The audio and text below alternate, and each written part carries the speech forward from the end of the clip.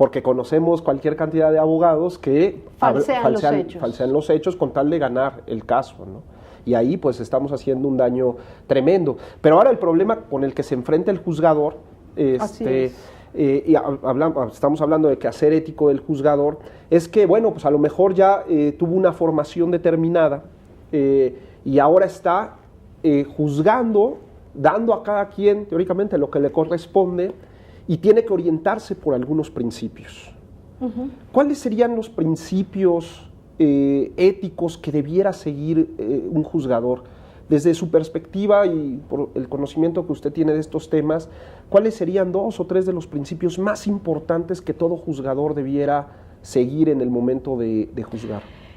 Precisamente el Código de Ética del Poder Judicial habla de la imparcialidad, ¿verdad? De esa obligación que tiene el juez de no aceptar ningún tipo de influencia ni ningún tipo de presión respecto de la decisión que tiene que tomar, ¿verdad? Y entonces la imparcialidad del juez pues ha de garantizar a las partes la igualdad de oportunidades y ha de garantizar a las partes el no compromiso del juez con ninguna de ellas ni con ninguna influencia que pueda en alguna medida desvirtuar o condicionar o favorecer algún tipo de decisión. La imparcialidad, a mi modo de ver, es uno de esos grandes temas que están ahí presentes. La objetividad es el gran tema y por eso mismo la importancia de que ante el juez comparezcan los hechos que verdaderamente ocurrieron, claro, ¿verdad? Porque en la medida en que se le presentan hechos falseados, ¿qué va a hacer el juez?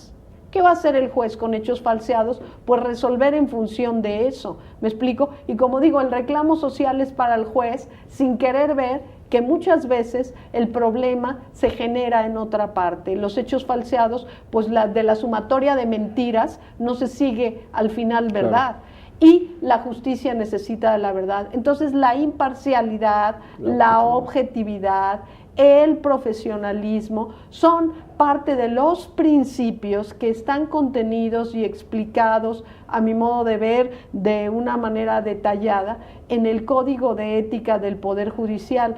Pero todo eso tiene como colofón y al final del camino precisamente el tema de la prudencia, ¿no? Claro. De esa capacidad de ver lejos, de adelantarse en la decisión que se toma y de ver las consecuencias de las decisiones que se toman. Y repito, en el ánimo del juzgador ha de estar que la decisión que toma debe ser una decisión en ciencia y conciencia, es decir, apelando al derecho que es aplicable al caso y en conciencia, es decir, asumiendo que esa decisión se toma con la intención de contribuir a restablecer el orden, claro, que los conflictos rompen. Claro. Es por ahí. Entonces, a mi modo de ver, es bueno que existan los códigos, es bueno que se expliciten una serie de principios que están inmersos ahí y que luego desarrollan una serie de hábitos que también obligan a la persona del juez. Usted ha prácticamente recorrido todo el país dando conferencias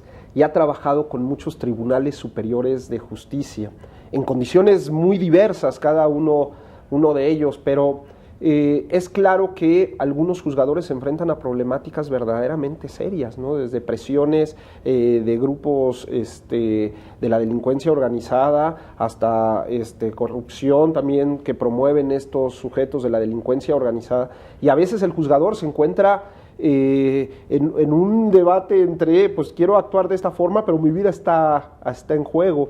¿Cuál es la experiencia suya con los distintos tribunales superiores de justicia? ¿Qué problemáticas usted considera las más serias para poder vivir adecuadamente el tema ético a conciencia?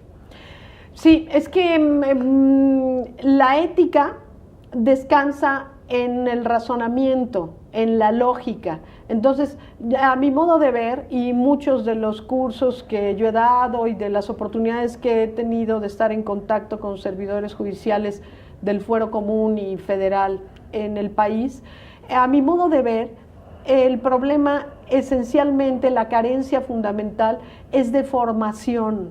Claro. Es decir, es decir, por ley, un juez debe de ser un licenciado en Derecho. Así es.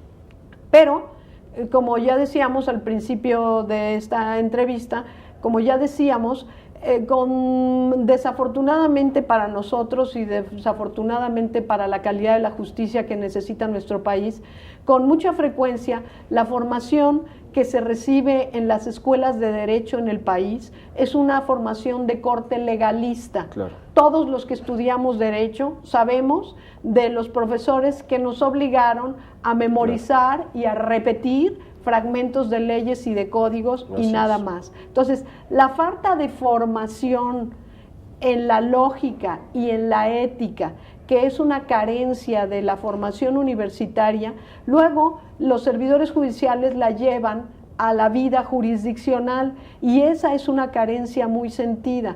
A mi modo de ver, gran parte del problema en términos judiciales es un problema de falta de formación adecuada para la función.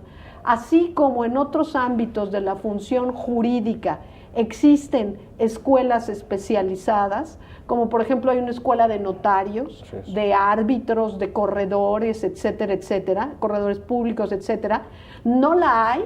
No hay una visión mexicana compartida de la formación que se requiere para ser juez. En muchas partes del país existen escuelas judiciales y existe una gran improvisación. A mi modo de ver, esas escuelas judiciales repiten muchos de los códigos que los alumnos estudiaron en la universidad, pero la parte sustantiva, la que incide en la formación del razonamiento lógico, la argumentación coherente y el desarrollo de hábitos, virtudes y actitudes de la ética, son tres áreas en las cuales no hay un trabajo serio, profundo, sistematizado, y a mi modo de ver, esa es la gran carencia de la educación judicial. Claro, se trabaja en toda la parte técnica, pero ordinariamente en la parte humana es difícil que se trabaje porque queda como que muy fuera, ¿no? Inclusive se ha llegado a comentar de, oye, ¿por qué me tratas de formar en mi vida personal, ¿no?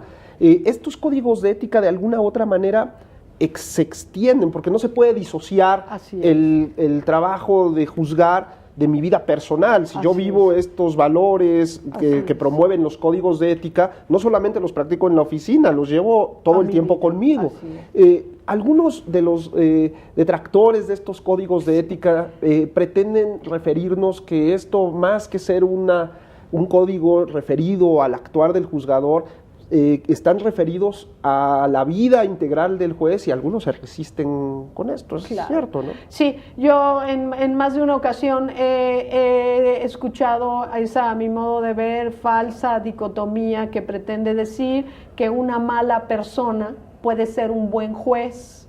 Correcto. Y es que esto no existe. Las personas y los abogados en general y aquellos que se desempeñan en las labores de la judicatura no son unos esquizofrénicos funcionales, ¿verdad? O sea, las personas somos una unidad, somos el mismo individuo en diferentes ámbitos de nuestra vida. Y entonces una mala persona, una persona que en su vida privada, en su vida personal, pues desde luego desdice con sus actos de la alta responsabilidad que tiene de juzgar a otros, no puede ser un buen juez. Las personas llevamos a todos los órdenes de nuestra vida lo que somos, y por eso es que a los servidores públicos del Poder Judicial se les pide y se les habla de probidad, de honradez, de discreción, de lealtad y un largo etcétera, que son cuestiones que están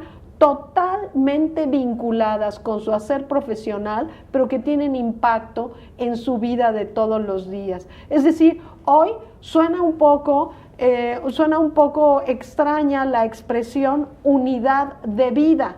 Cuando se habla de que una persona ha de tener unidad de vida, quiere decir que es la misma dentro y fuera de su oficina, y que esos valores que vive en el trato con las personas que le asisten, en el trato con los justiciables, etcétera, etcétera, pues esos mismos valores son los valores que lleva a su vida como ciudadano, a su vida como padre de familia, etcétera, etcétera. Cuando esto no lo entendemos, cuando entendemos que existe una separación, que una cosa es la vida pública y otra cosa es la vida privada, y que en la vida privada uno puede tener los excesos que quiera, pero que en la vida pública en realidad eso no existe. Claro. Las personas llevamos nuestra vida, claro, y llevamos lo que somos a todos los ámbitos donde nos desenvolvemos, y yo sé perfectamente que sostener esto pues es algo que a más de alguno le puede molestar, o claro, en el otro extremo también puede suceder que piensen que es una visión como ingenua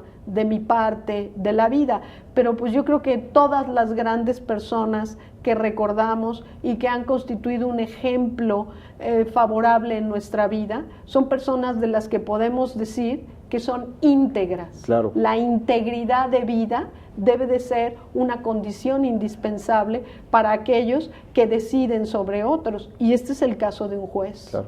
Le propongo que vayamos a un corte y volvamos con el tema de la coercibilidad de los códigos de ética. No se vayan, estamos entrevistando a la doctora Mari Carmen Platas Pacheco. Volvemos en un minuto.